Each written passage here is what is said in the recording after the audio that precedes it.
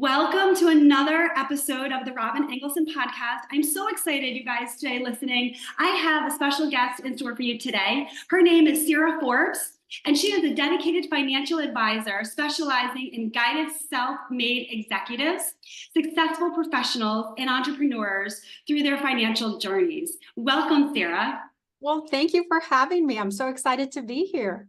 Excellent, excellent. I know there's a lot of questions out there about financial wealth with corporate moms, and how do I do this? Building an empire, but also building that empire both ways, right? So at work, but also financially to help my family and to keep them substantial throughout the years. But also, like, what if something happens? What if there's a tragedy? What if there's adversity? How do we overcome that? How do we stay financially wealthy as corporate moms? And also be able to have both sides of that. So if you want to just share a little bit about kind of like what you do, how you do it, and then we'll kind of get into some questions that we have. Sure, absolutely. Well, I can relate to corporate moms. Excuse me. I was one, right? And so today, this is a career change for me. By design, I wanted to be a financial advisor. And I think that one of the things that women tend to struggle, especially in careers, is part of it becomes just the responsibility from a work perspective, from a family perspective, commitment to community, right? And on top of that, managing finances.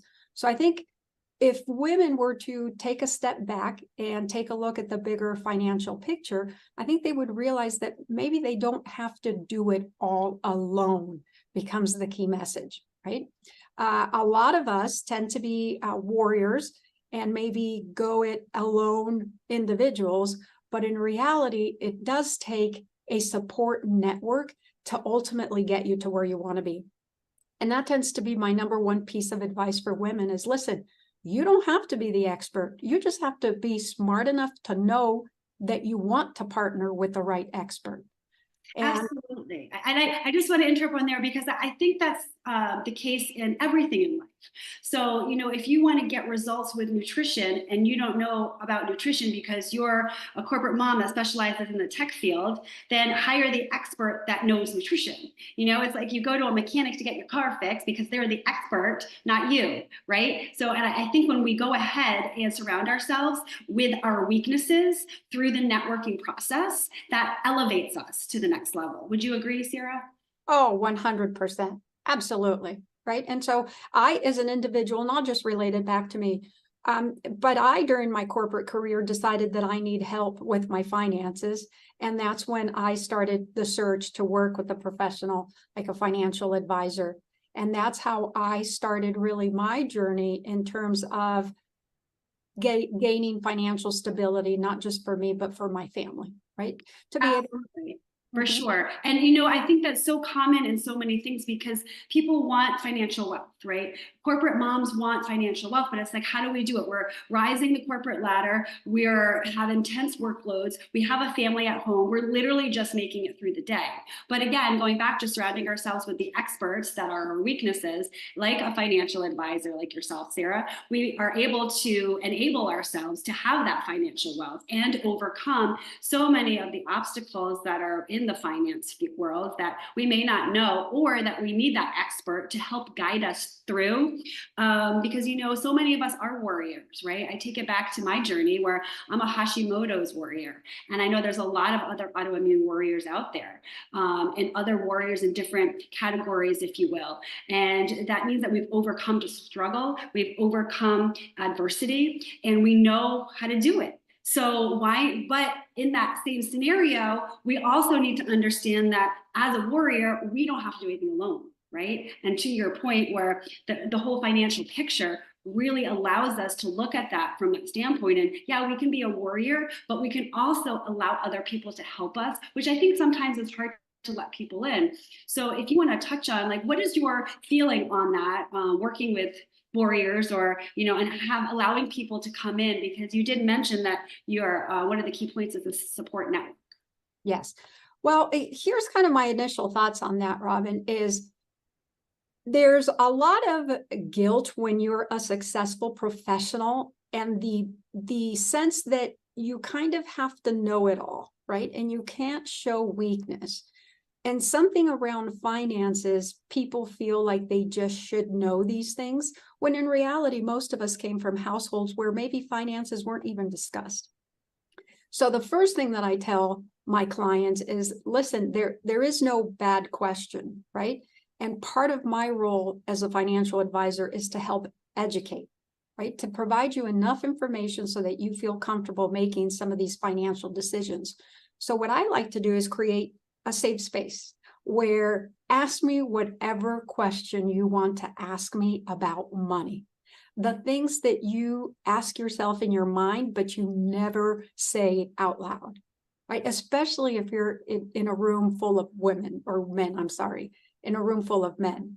There can be a sense of intimidation and a sense of you don't want to show what it is that you don't know, right? But it's okay. It's okay if you don't know. And to be honest with you, you don't have to know. That's why partnering with someone becomes really important.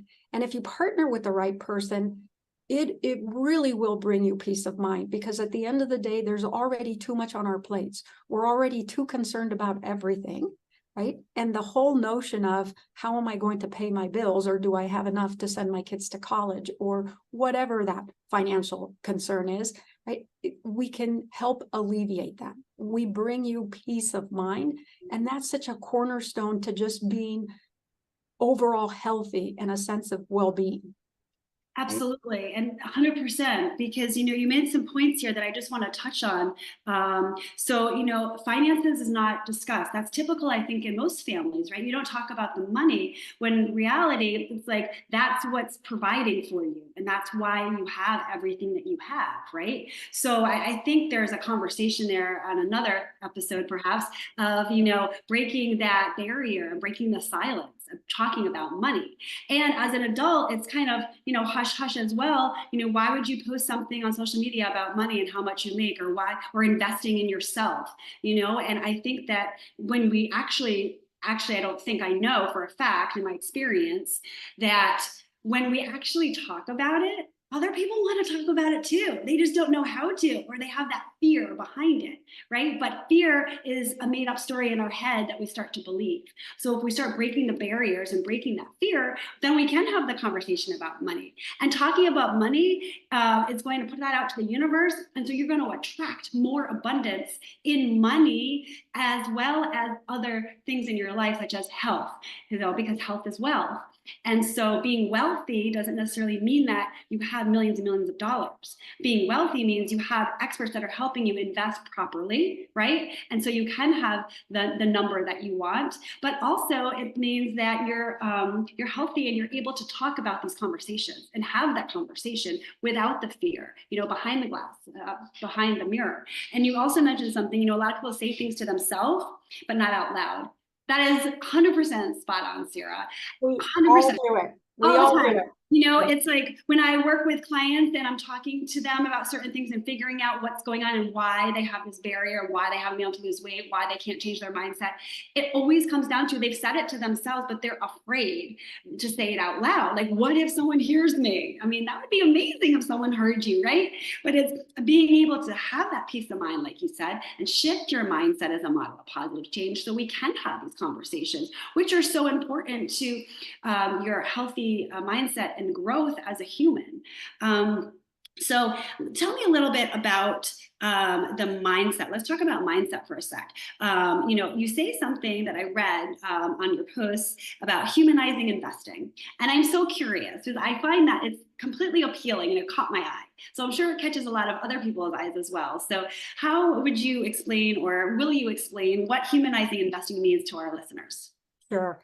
I think at the core, humanizing investment means it's bringing it back to you as an individual, right? It's bringing it back to what's most important to you. And at the end of the day, what is it that you want this money, right? This wealth to do for you? How will it serve you, not just financially, but also in life, right? Bring you or take you to your higher purpose.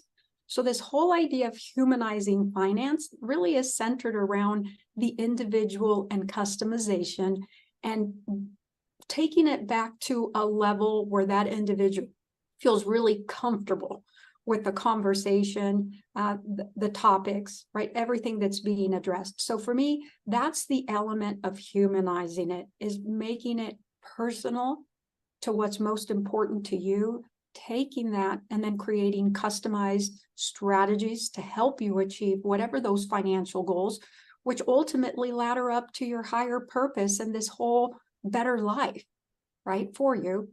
And like with any plan, you want to make sure you stay on track over the long term. So really partnering with someone that you truly feel comfortable with and feel that you want on this financial journey with you becomes really important, right? And that's part of the support that I provide to my clients, is being that cheerleader from that aspect. I love that. Everyone needs a cheerleader on their side, right? Everyone.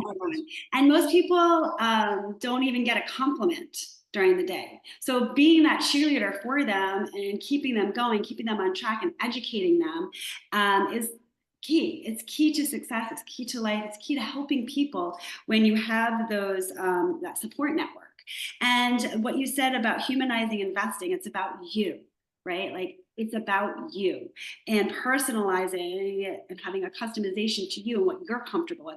That in itself, Cira, is so exciting because it's not cookie cutter, right? It's like anything too that I work with corporate women as well. Nothing's cookie cutter. Yes, I have a program and multiple programs, but it's customized to each individual because everyone's different, right? The same nutrition plan is not going to work on you. That's going to work on me, or vice versa, right? And so being able to customize the financial aspect of what people want and how they're going to get there and really feel comfortable with that and owning it is huge. So I'm excited about this humanizing investing. I love that term. You need to coin that. It is just fantastic, and really what the meaning behind it is even better. And so just wrapping up the mindset piece right here, being able to have what you need with an expert by your side who's your cheerleader and helping you navigate and educate you on financial freedom. That's the term I like to use, right? So you can have that freedom to ask questions, feel comfortable, and really grow your portfolio so you have what you need in the future. Maybe not what you need, but what you want and what you desire, and having the mindset around that. Because listen, if you don't have the mindset, then you're never going to be able to do anything in life. But especially with the finance side of it, you gotta believe it, you gotta understand it, and you get to be that model of positive change when you change your mindset. Yeah. And now let's transition a little bit to overcoming diversity. So I know in my experience with autoimmunity, overcoming diversity is extremely important to me. I was determined to overcome my Hashimoto's thyroid autoimmune disease and hypothyroidism. And it's not easy. It's freaking hard. It's so hard. But I always share too, choose your heart, right? Like, I didn't choose this, but I choose to overcome it. I choose to be the warrior in it. And then I choose to share that with other people to help them as well. So share with me, Cira, what you've overcome in the diversity and how you've been able to help other people from that. Yeah, I think for me, just sharing more on the personal side, one of the biggest emotional obstacles was getting divorced. Nobody ever gets married thinking I'm going to get divorced. Mm-hmm. And after 10 years of marriage, my marriage came to an end. And I found myself in a situation where now I was going to be a single parent, a role that I never wanted, 2 beautiful little girls, but the key point is they're still little, right? So they need a mom that can provide for them. They need a mom that loves and cuddles them, that nurtures them, right? And a mom that is a great role model and example. And getting divorced just really made me take a step back, really analyze my life.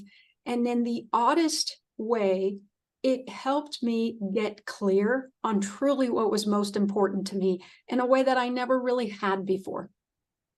And along that journey, I realized that, gee, now that my assets were divided and cut in half, right? And rightly so, my ex-husband got what he deserved. And so no ill feelings there. But it did set me back on my financial goals, right? And the notion of, how am I going to send my daughters to college? How am I going to provide? all those questions, all those uncertainties that keep you up at night. And so slowly but surely, I began educating myself on the financial piece of it. I already felt like I was excelling in my personal career. And the way that I measured that was, how often am I getting promoted? Right. And how is that reflected in my paycheck?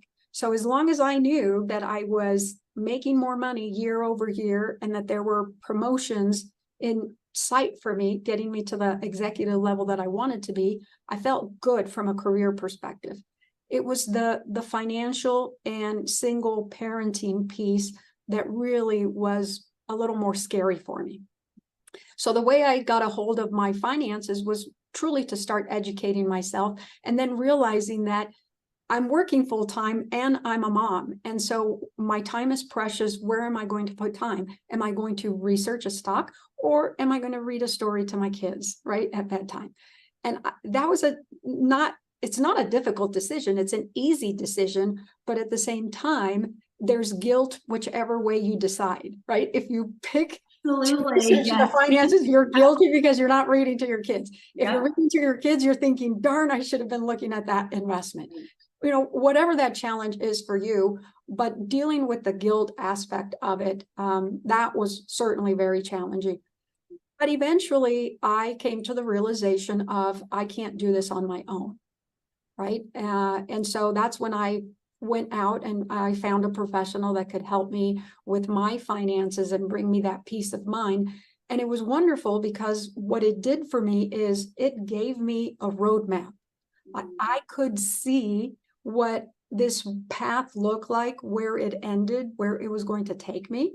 Right? And so it was just wonderful peace of mind to know that at the end of the day, from a financial perspective, that did not have to be a worry on my shoulders. Absolutely. Yeah. So that was part of what was really important to me.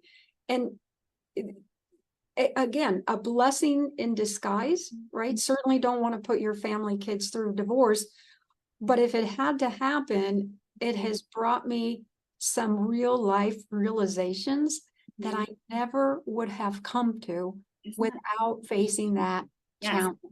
Absolutely. Right? And to that point, before I mention some other things here that were so good, we learn and grow through the adversity, through the challenge, right? If I didn't have Hashimoto's, I wouldn't be here doing my podcast. I wouldn't have my business that I have. I wouldn't have been able to help hundreds of corporate women that I've already helped. I wouldn't have changed my mindset as a model of positive change. I could go on and on and on and on, right? But, and so I feel like things happen for a reason. And if you truly believe that, then you come out ahead on the other side. Because you could be like, oh, poor me. Oh, this stinks. I can't believe this. I'm so sick. And don't get me wrong, I did go through that, but I snapped out of it faster than most people, because I was determined to be a warrior.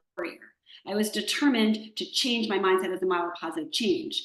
I was determined to be a present parent for my son and not be sick in bed all day. Right. So just like what you said, to that point, you had that roadmap. You went to a professional, someone who had expertise that you didn't have. So you're surrounding yourself with your weakness. They gave you a roadmap that you felt good about, that was customized to you. That was the humanizing investing right there. And then you were able to see the start and the middle and the end. And so many people want that, and they just don't know how to get it. They want, they don't feel good and they want to feel better. And they try a million different things and nothing works, so they give up. People start somewhere and they want financial wealth and they don't know how to do it. Right. And so they try things, they do things, or maybe they don't do anything, and then nothing changes. Right. So being able to surround yourself with the weakness that's going to give you humanizing. I just love this, humanizing investing. I'm going to use that all day. It's going to allow you to be a better person and have what you want. And, the fact when you said the decision, do I choose to read my daughter's a story, or do I choose to research a stock? Both are good answers. Both are bad answers. You can't win. You just can't win. But if you choose to read your daughter's story, and then you choose to invest in an expert that's going to help you with your finances, then you've won on both. And they're both great answers. right? Yes. And so I just find that so fantastic because there is a solution. There is an answer. You just got to go out and find it and be able and willing to change and invest in yourself. I think is common for what you do and what I do, right? If we don't invest in ourselves, then clients are not going to invest in us. Yeah. And for the listeners out there, we just want to share with you one last tip from Cira. If you could just provide us, again, one last tip that's you're going to leave our listeners with about financing. Sure, absolutely. The number one tip that I really advise newer clients is you really, really need to be diversified. And by diversified, I mean you need to have different components to your wealth. So of course, making sure you have an income, being able to save, that becomes really important.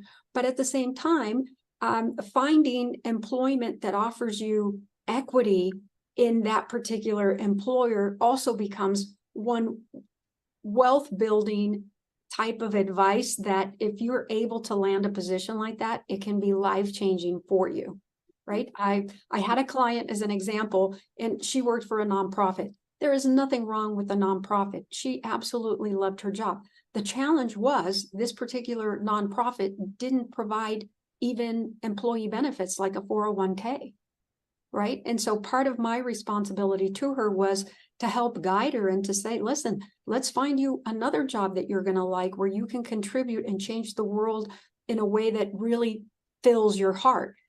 But let's not forget that part of the reason why you're working is also for financial stability, security for your future. So let's make sure we find one that has a 401k where you can contribute, take advantage of these other tax advantage type of savings plans.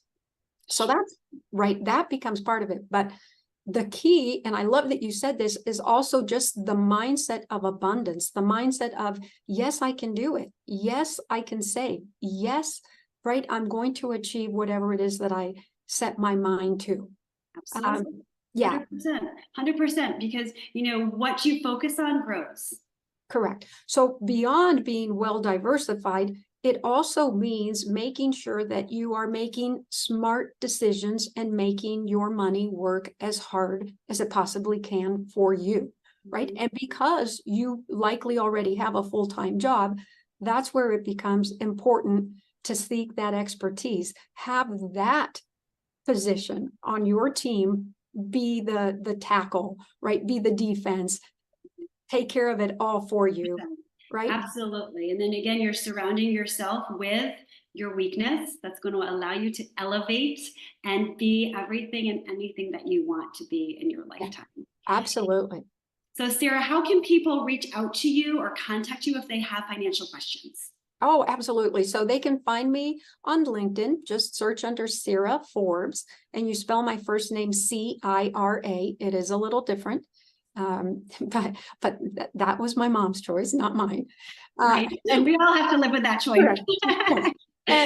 And I'm fortunate. My last name is Forbes, which is Forbes like the magazine, right? So that always works nicely with me as a financial advisor. Absolutely. But also they're more than welcome to reach me via email if they prefer, cira.forbes@edwardjones.com. Okay, great. Sure. And my office number is 720-545-0381. And just to remind your audience, right, the type of information and guidance I can provide is really free. There is no charge. I'm not an attorney. I don't charge you by the hour. You want to call and have a conversation and ask candid, open questions about finances and a situation that's unique to you. Absolutely. I'm all about that. I'm all about helping and educating people around their finances, so anyone can reach out at any time. Absolutely. Fantastic. I love that open door invitation.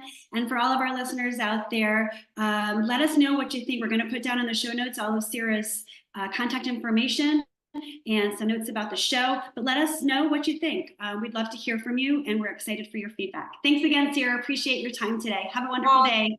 Thank you for having me, Robyn. Take care. You're welcome.